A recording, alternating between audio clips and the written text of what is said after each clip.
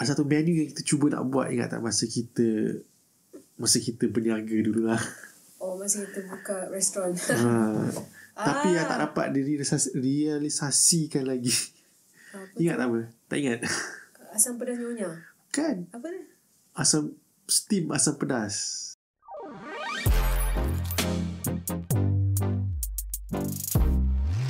You are listening to Ambil bau saja. Lazat. I got another question for you. Campari, asam pedas ni you makan dengan apa? Kita tahu makan dengan nasi, ada makan dengan nasi lemak kalau kat Melaka tu. Betul tak? Kat Melaka tu sebab tu dah level lain lah. Tapi rasanya masa dulu-dulu tak pernah lagi makan nasi lemak dengan asam pedas. Normalnya nasi lemak dengan ni kalau kat family I lah. Makan nasi lemak, makan dengan roti, terutamanya roti Perancis. Roti Perancis ni French loaf lah. Tadi kata nasi lemak kan? Nasi putih. Nasi putih. Nasi putih. Lepas tu ini I tak makan sangat. Tapi Mama biasa makan. Dia makan dengan biskut. Oh, ini biskut. Cream crackers. Biskut lah tu. Cream crackers lah. Ingat biskut.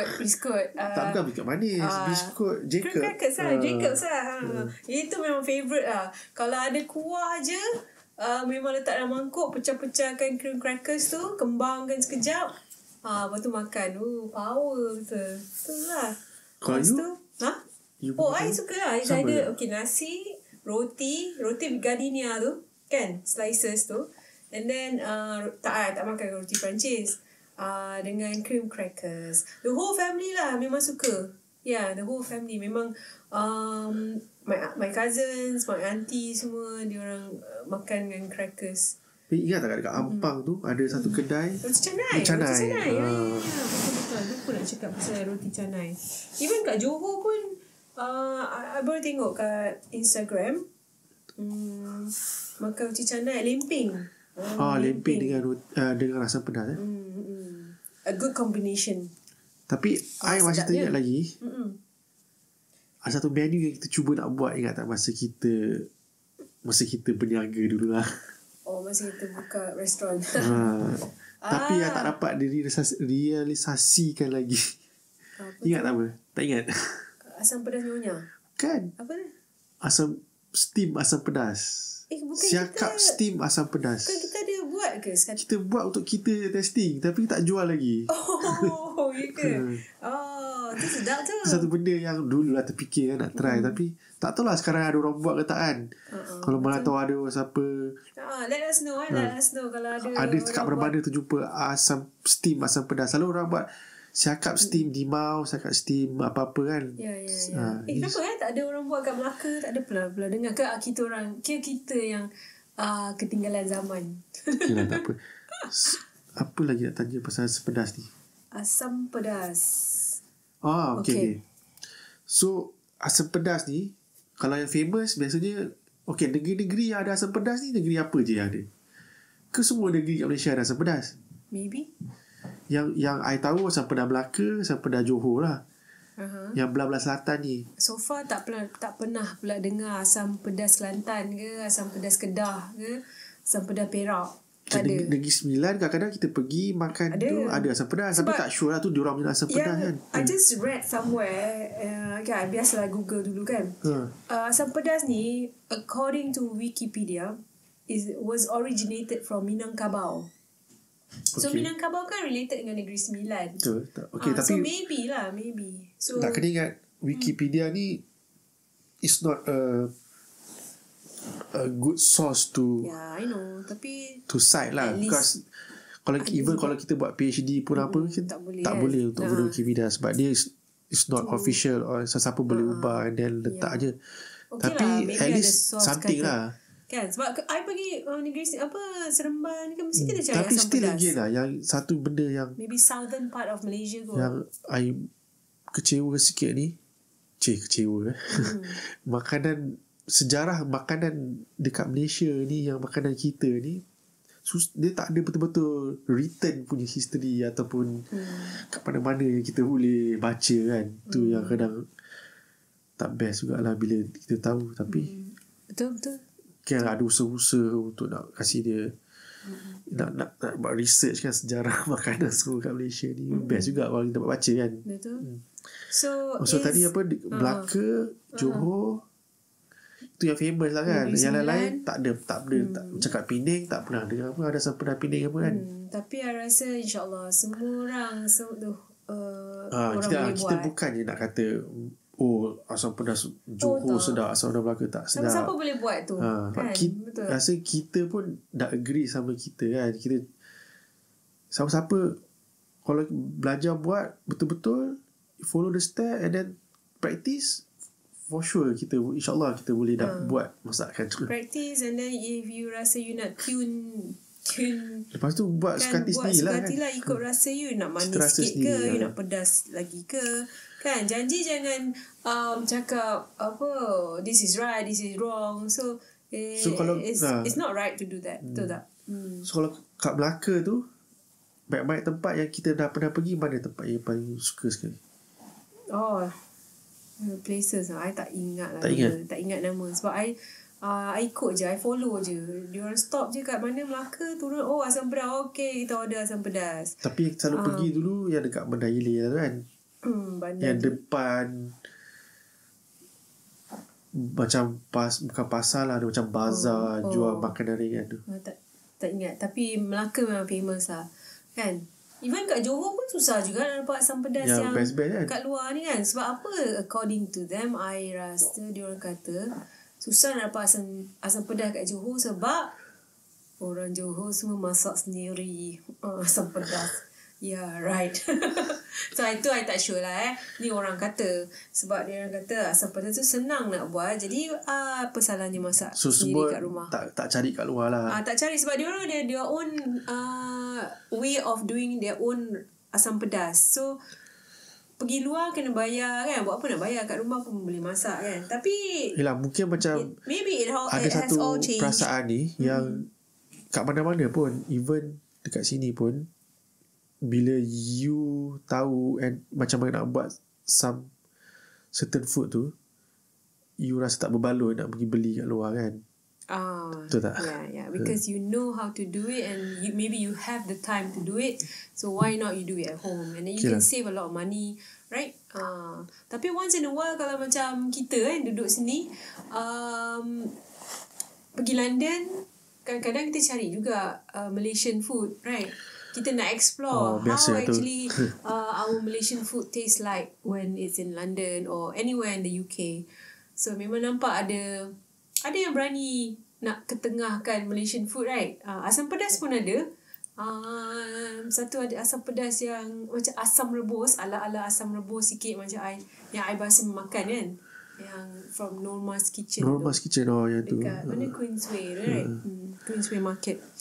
So kalau dekat dulu kat KL, tak ada teringat mana tempat yang rasa best? Asam pedas. I tahu Tumis Cafe. Cafe. Kat mana Tumis Cafe? Di mana lagi apa? Kan Tumis Cafe mana lagi? Okay, I have a question for you kan. Kalau Malaysians memang suka asam pedas.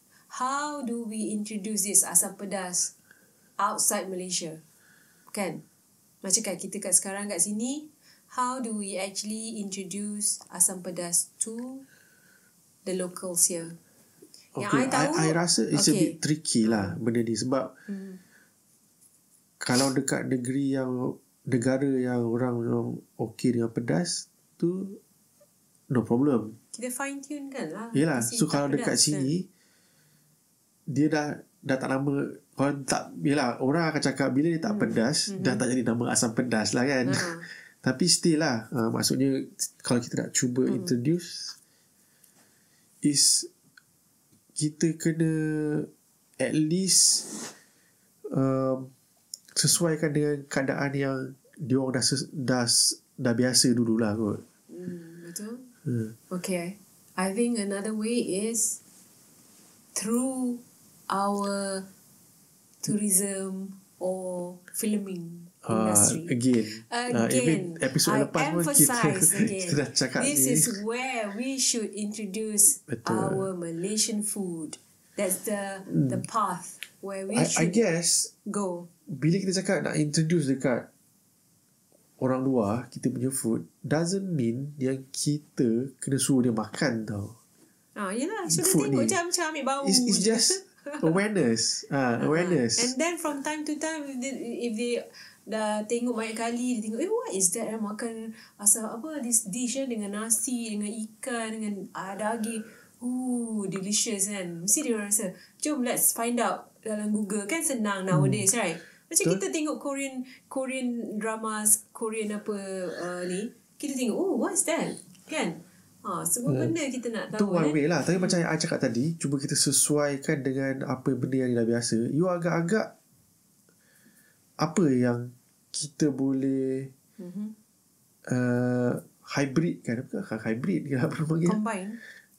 Kita boleh apa perkataan yang kata makanan tu kita combine ataupun tu ada satu kata word fusion kan. Untuk jadikan something yang diorang boleh accept lah for a start. Dia memang tak authentic. From my experience, I rasa apa kita boleh buat dengan asam pedas tu. One thing is they don't eat with a lot of gravy. Okay, so kita punya dish, kita ada gravy and fish, for example, asam pedas, and rice and some vegetables. Okay, diorang tak pandai nak makan kuah letak atas nasi and then and then ikan. One thing yang I boleh suggest is kalau kita nak still introducekan asam pedas ni, kita nak kena pakai ikan yang tidak bertulang, which means fillet. That one thing. Kalau ada ikan yang bertulang, memang terkejut badak diorang. Memang macam tu. Memang dia tak touch lah ikan tu. This is from my experience lah. So kalau kita nak start less spicy, less spicy. Bila dah less spicy tu, kita balance lah balik dengan the sourness tu. And then kita introducekan dia sikit-sikit macam tu, with rice and maybe with omelette. Tapi yang itu dah memang the same konsep dengan apa yang kita makan kat Malaysia, kat mana-mana. Ini I cakap macam contoh, for example lemak cili padi kan. Kita selalu biasa makan nasi dengan apalah. Tapi dia kat sini kita ubah, kita buat dia makan dengan spaghetti macam pasta gitu kan. So sebab pasta kan dia orang dah biasa. Cumanya dia punya gravy ataupun apa dia punya kuah dia tu is a bit different lah. So tu masuk asam pedas. So maknanya bukan asam pedas, maksudnya masuk cili padi tadi, lemak cili api tadi. So kalau asam pedas ni rasa apa yang kita boleh? Senang roti. Kat sini memang suka gila roti. We can go for French bread kan. Kita tak payah bagi nasi. Okay, kita cakap dia this is how we eat it. Cicah. Faham tak? Dia orang suka lah pak dip ni. Kan? Tu one good thing kan. One good idea. Roti karbo, and then we have fish or any other proteins kan. Kalau nak vegan pun you boleh adjust the ni lah ingredients kan. And then another way of introducing, macam myself, I introduce my Malaysian food through my colleagues. Especially when I do new product development in my kitchen kan. So kalau let's say for example I nak create biryani lah for example kan, I akan develop a few types of biryani and then I give them to taste. Faham tak? It might be Malaysian biryani, Indian biryani, Pakistani biryani, whatever biryani lah. Then apa kena biryani kat topik hari ni?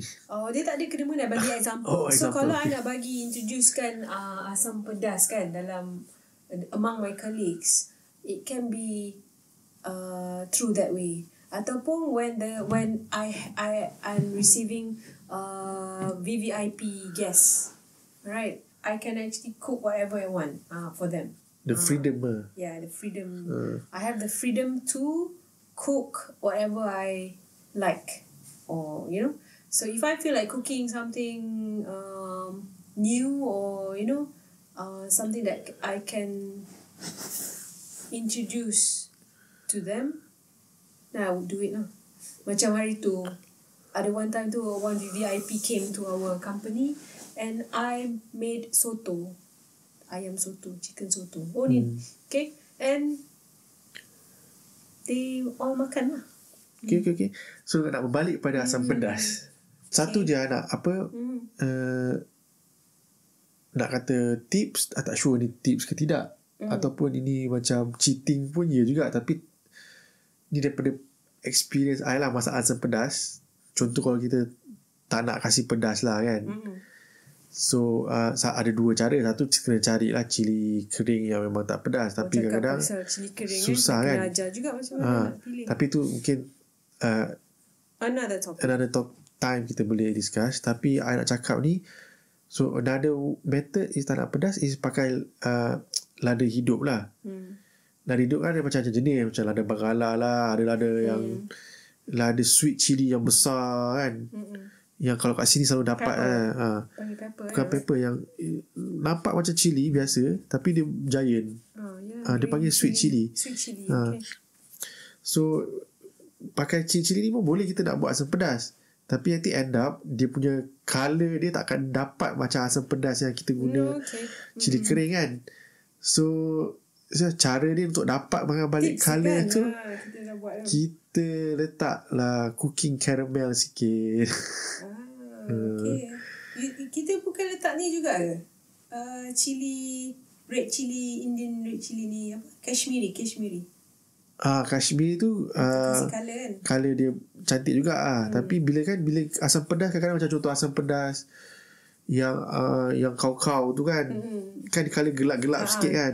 So you takkan dapat that kind of colour. So untuk sebab kadang-kadang benda ni mata kan makan dulu kan. Bila kita nak makan, appearance. So bila first impression nampak macam macam tak best kan, nanti dah rasa tak sedap kan. One of the sensory evaluation appearance is number 1 lah. You tengok, you rasa okay ke tak, sedap, nampak tak sedap je, terus otak kata tak sedap. So okay, good tip kan. Okay lah. So itu je apa yang I ada nak bercakap pasal asam pedas hari ni. So besok kita buat asam pedas, InsyaAllah. So the next episode nanti kita akan discusskan pasal makanan lain pula. Which is I think is going to be roti canai.